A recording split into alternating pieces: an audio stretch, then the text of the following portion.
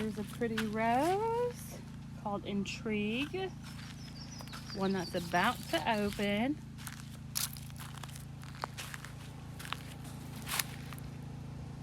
It's called Camelot Tropicana. I think this is Arizona, but we don't know. And this is the first time we've seen this. It's kind of got some bug issues, but it's our only yellow rose. It's called Heirloom.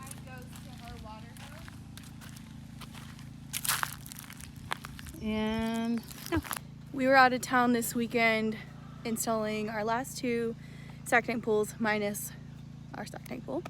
And while we were there, we got a bunch of cattle panels. So we were waiting for the sun to go down because it's been ungodly hot today, and we just have not been able to be outside at all. It's just been really unbearable. So now that the sun is kind of going behind the trees, we're gonna try to get all these cattle panels off. So we have 12 cattle panels here and a bunch of T-posts under there. These 2 rows right here are all things that need to be trellised. So we have a lot of tomatoes. So 3 rows of tomatoes, and then over there are pole beans and cucumbers. So we have a lot of these to put up.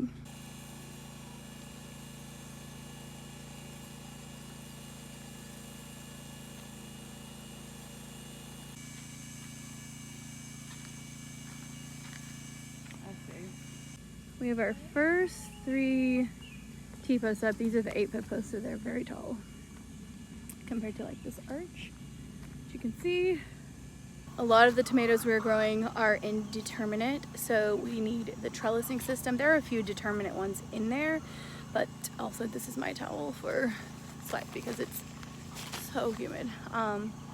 But yeah, we are going to be putting up those really tall trellises so that our tomatoes can just grow and grow and grow.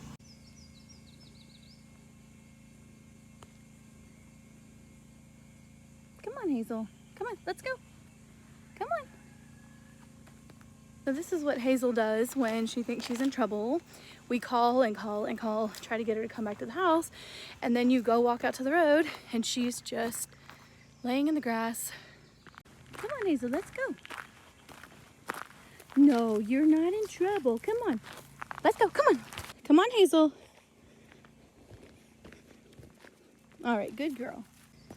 Hazel, come on. Come on. What's wrong? What do you not like over here?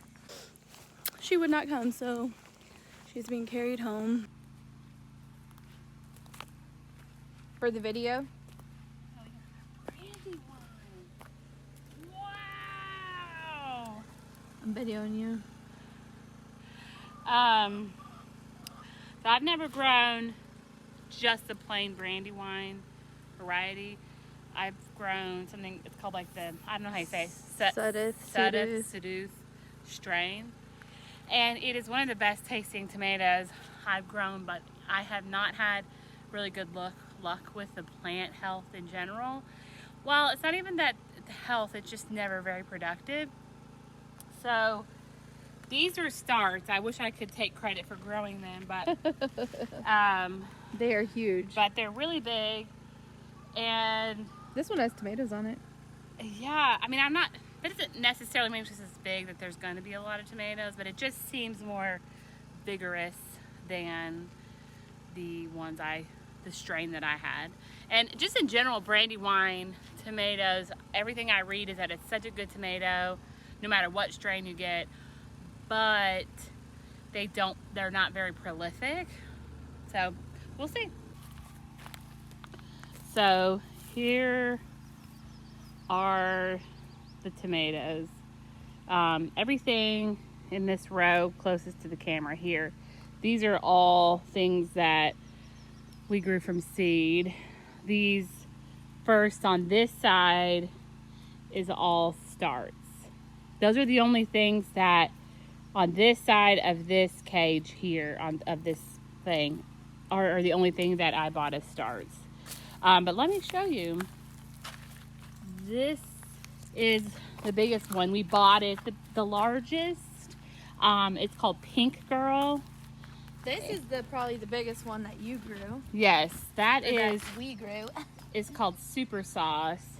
It's from Haas. No, I'm not. No, that's called Invincible. Invincible from Haas. That's Tools. a Haas Tools one. But this Cherokee Purple. Very excited about that. These are Roma tomatoes. That's very exciting. This is Early Girl. Hoping she lives up to her name. But yeah, these are all ones I started from seed. That is not doing great. Super Sauce, but I have plenty of those other places. Like that's a Super Sauce. As you can imagine, that's a good paste tomato. And we need to water. That's what I'm getting. But here is... I could turn this on. It's all okay. So these are cattle panels. We will be putting up 11 more of them. That is my favorite way to support the tomatoes. Here, I don't know if you can see, it looks like nothing, but these are tiny little corns. This is mostly a corn patch, and then at the bottom back there is sweet potatoes. I think Savannah planted some other stuff up here, but I can't not recall. There is more corn somewhere in there. Yeah. This is mustard greens that have gone to seed. She's done her job. We have to go into town to get some compost, and we are done doing stock tank pull installations, and our wood frame is just really done its job. We've carried a lot of things with this trailer with these walls, but they've got to come down. It's not safe anymore. Just kind of push this, but also be careful that if it pops back in your face or something. All right, ready? Yep. Oh my gosh. Do this side.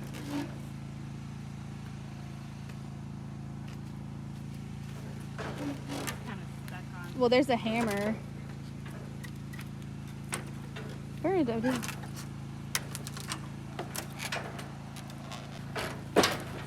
Okay. Oh, it's literally like, watch out. All right, one screw and it all came down. We'll definitely try to find a use for this wood, I feel like, yeah. I think what we are probably gonna do is build a shorter walled system on our trailer, because we do like having walls, but we want them to be solid because we get like soil and mulch and that kind of stuff. But we don't really have any use for these tall walls anymore. Just like that, just a regular old trailer again.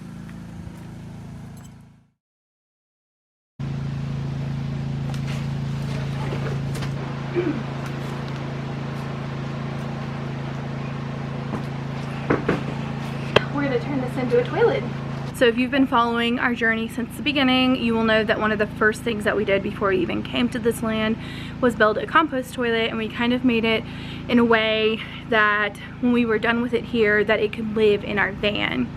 Well, we definitely thought that we would be having our regular toilet installed before now, and that thing has never made it into the van, and we've had some problems with it. So today I'm building a totally different, brand new composting toilet, and I'm very excited about it because I think it's designed in a better way so that it's easier to use.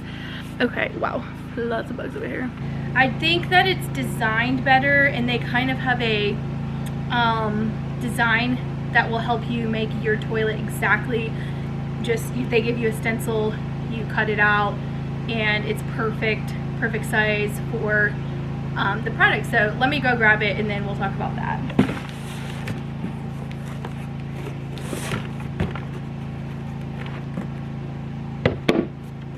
So this is the thrown urine diverter, and what is different about this urine diverter from the one that we already have is that it's this one big piece, and as you can see, this section is the diverter. You can see it's got like a little funnel right here, and then this part is the solids area.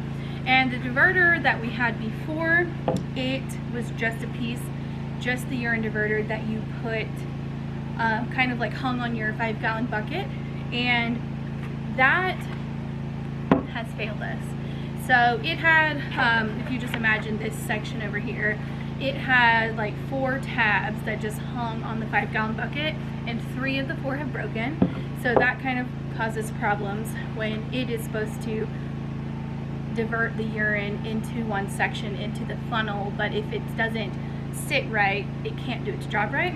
So I'm excited about this because it sits perfectly in a hole that you cut in this perfect size, and it comes with a stencil. So this is the stencil, and it has all the directions and material list that you need on here, which is honestly kind of a game changer, because the other one that we had was more like kind of do whatever you want, which I think you could probably do that with this too, but this is just the perfect little stencil. You cut this hole out, you cut, I believe, 3 pieces of plywood, which is what this plywood is for, into this shape, and then we're going to cut a lot of little strips, and then we'll just use the parts like the 5-gallon bucket and the urine catchment, the jug that we have in our other composting toilet. We'll just put those into this one. Alright, I need to gather some supplies, but I just realized that we forgot to buy a new toilet seat. So our toilet seat is just a regular size, but you need an elongated toilet seat for this, so we're gonna have to buy that when we're in town on Tuesday, which is 3 days from now. But I'm gonna go ahead and build everything, so all we have to do is the toilet seat when we get that. Also, we went into town today to get a big load of mushroom compost. The closest place we could get it was about 45 minutes away, so we went and did that today. And Casey is working on putting that on all of the garden beds. It's a very tedious task.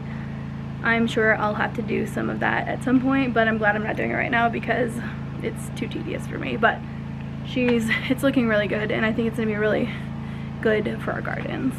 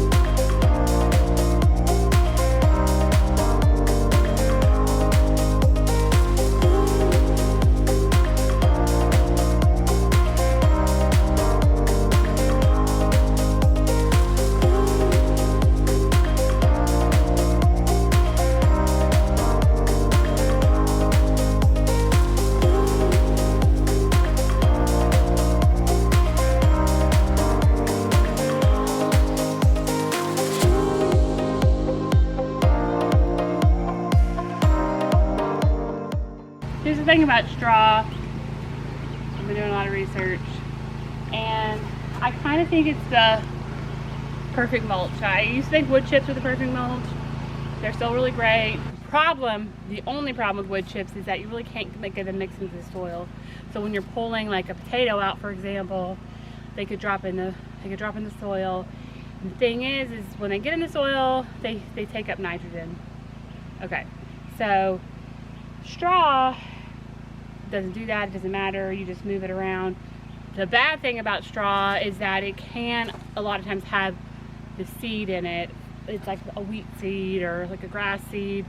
But if you lay it on thick enough, it shouldn't have the ability to grow.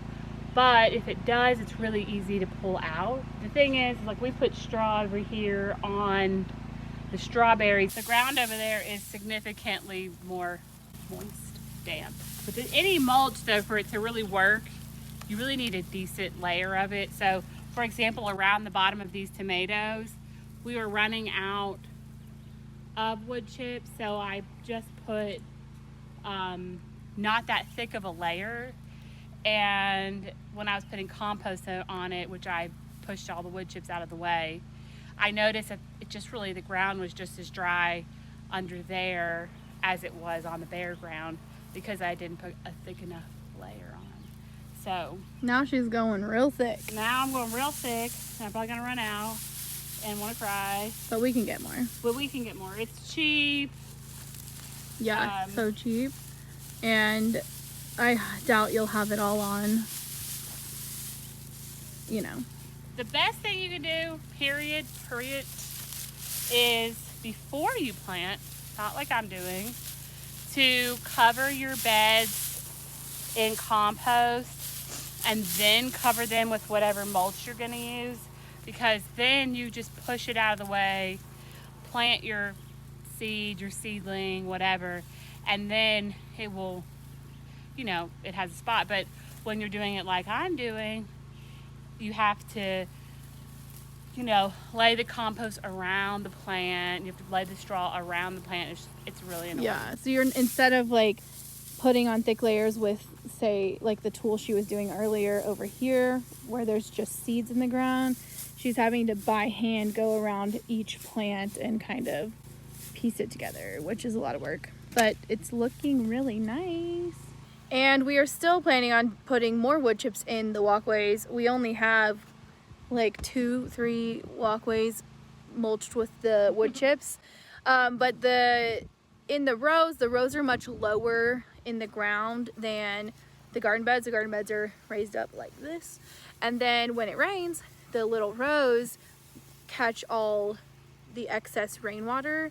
And with the wood chips, it just can absorb more, but without wood chips, it's just like puddles of water, which eventually go down into the ground. But with the wood chips, it just holds it in longer.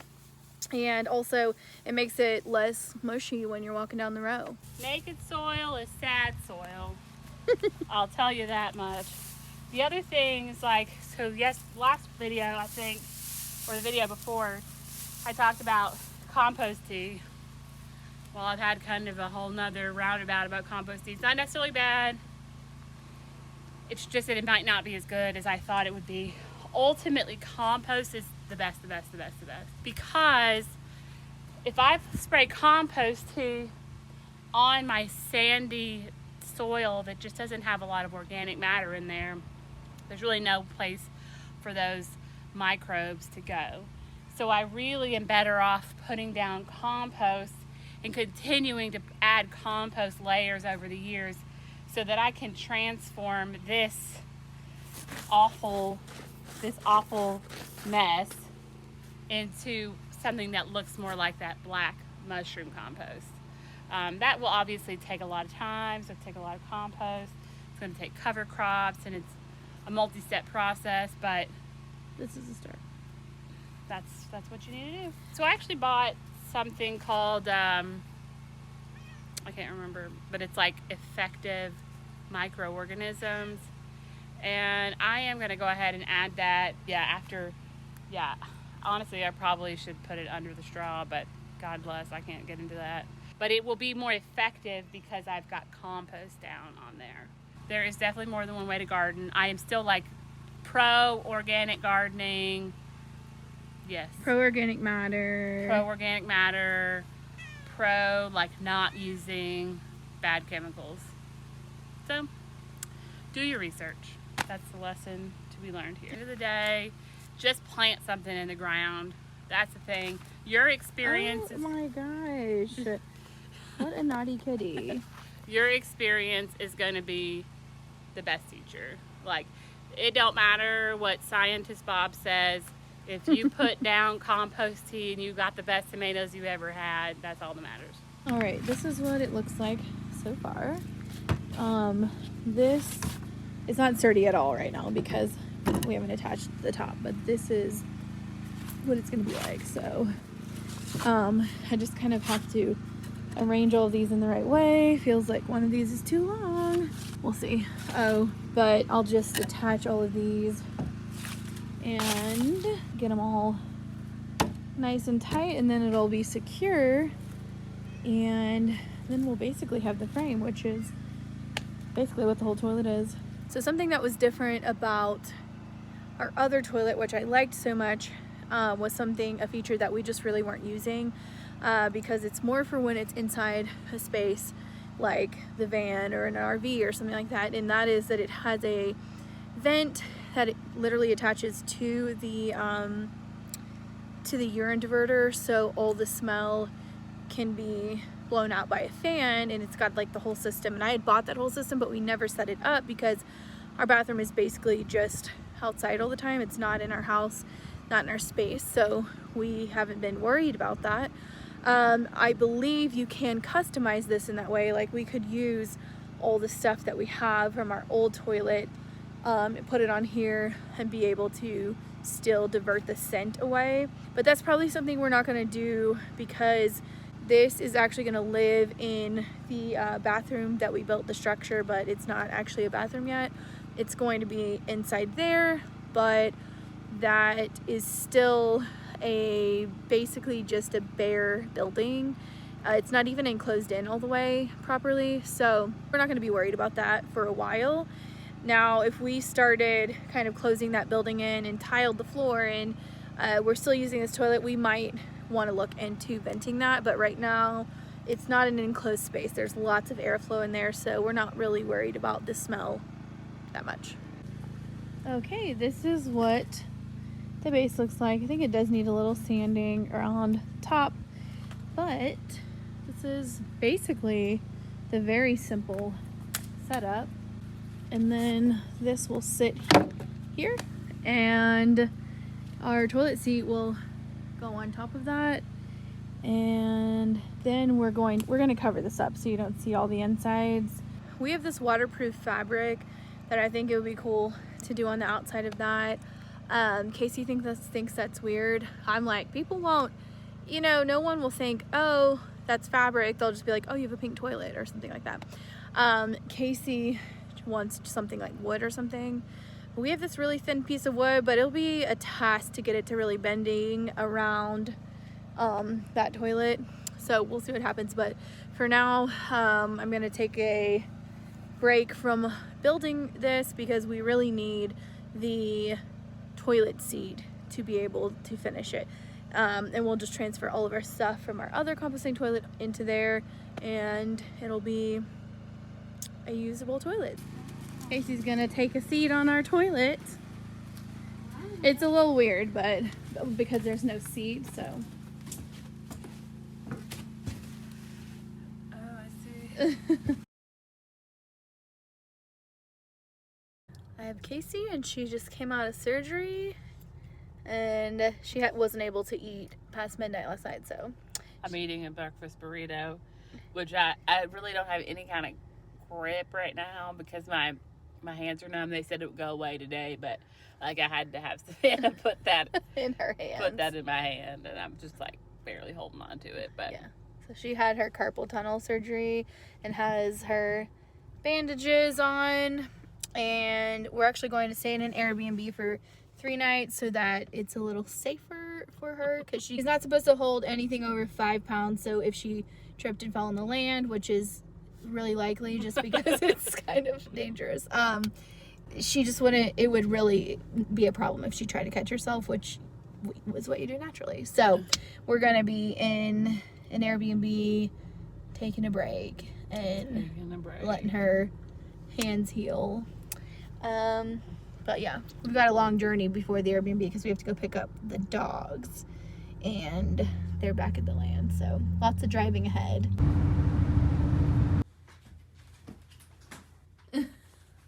She's like, ma'am?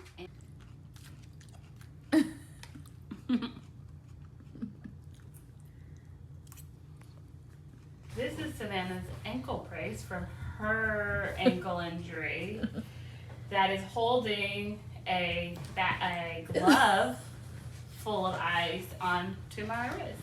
And it's really great. It's ingenious. That's what we do well. We rig things up. Yes. And then I really need my arm up here. Oh gosh. I gotta lower my heart. And I can't wait to fully tell you when this is all over with if I would recommend getting 2 done at the same time. So the whole thing that was bothersome was this kind of tingling feeling in the middle of the night would wake me up, and I'd have to constantly be moving my body and my arms around to try to get that to stop. And it was really starting to happen during the daytime, which had never been a problem before.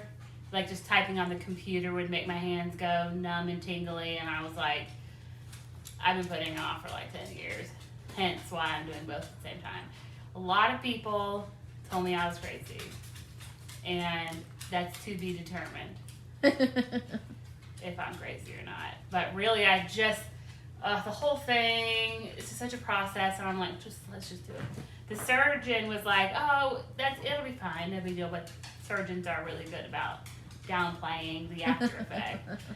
So, anyway, we'll see.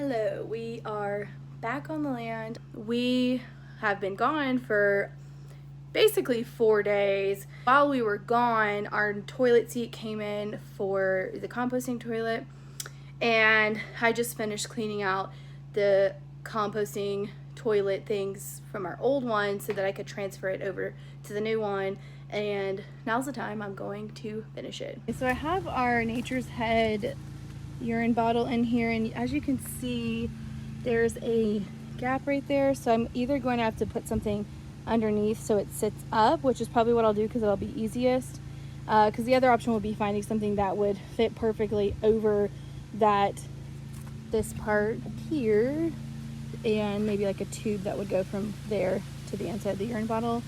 But I'm thinking that just propping it up is going to be the easiest. Also, I need to clean this bucket. I just pulled this from we were cleaning paintbrushes in it, so it's been sitting outside, but I just wanted to make sure everything would fit, and it does.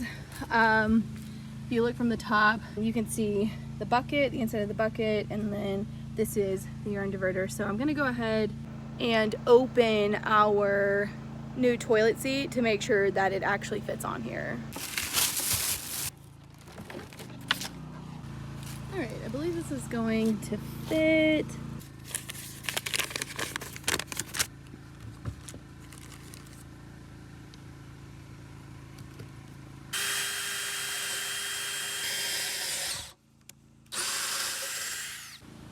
So this toilet's a little strange. You twist this, tighten it until these pop off like that. It's so weird, but it's not even touching all the way. But I was able to tighten it just from this, but I realized I actually am going to be covering this in a waterproof fabric, and I probably should have done that first, but since that hasn't tightened all the way down, I'm just going to leave it like it is, and I'll tighten the top. I'll cover the top, and then I'll tighten that down so that it's overlapping. What I ended up doing is to make this, Casey more convinced that this would be a good idea. I was like, what if I bought like a patterned fabric, something that was really cute, not just like a solid color, because what I already have is just solid waterproof fabric, and I actually do have a plan for that, but I feel like it's going to be a while before I do anything with it, so it wasn't going to be a problem for me to use it in another way. But I decided to buy a shower curtain, and I bought this one that has oranges on it. It's pink, and it's got like leaves and oranges. I think it's going to be just fun. Obviously this isn't necessary. Technically you don't even have to cover this. You could use your toilet like this, but it would be, if you want other people to use it, they would be looking at all the components. We don't really want to look at it, so you definitely could not do this part. But we do want to have people over and them to not be as threatened by a composting toilet. So this is our way of kind of making it cute and seeming like it's not that scary, because people are, when we tell them about it, they seem really scared. So I'm gonna cover everything in this shower curtain, and I'm just gonna kind of like upholster it like you would a piece of furniture. And I probably won't show you how to do that because I'm not an expert at that. I just am gonna figure out how to do it, make it happen. I've stretched a piece of fabric over the top. I'm gonna cut little crisscrosses and tuck this down on that side and tighten it and staple it. And I'm gonna cut all this excess off. All right, here is the finished product. I think it's super cute. Lots of different colors. Fruit, flowers, and leaves. So now all that is left to do is to clear out the space where this is going. So I'm gonna have to go move stuff around so there's a place for this to go.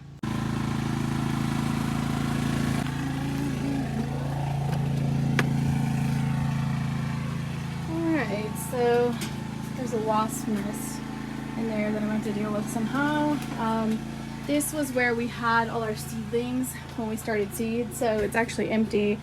But the spaces are small because they were only for seeds, and I've got all these buckets, so I just need to rearrange everything. These are the tiles that are supposed to go on the floor in here. We'll put maybe some curtains up on this side so that if anybody does come over, they can have like a little private area to go to the bathroom. That seems more like a restroom than what we have going on right now. Alright, I have the toilet set up in the shed right now because in the bathroom there's a wasp nest in there, and I was able to get it out. That was a whole ordeal, but there's still wasps flying in and out of there looking for the nest, so I'm just gonna wait until tomorrow to see if that activity kind of slows down. Hopefully tomorrow I'll get to put the toilet in there, but for now I set it up here so we can just be able to use it on a level surface. I'm very excited about how it turned out. It's been a long week with Casey's surgery and trying to make sure that she can recover really well from that. So this will be the last task I do for this week. Come back next week. We may or may not have finished the stock tank pool. And there's always plenty of off-grid homestead goodness coming every week. We'll be back next Sunday. See you then.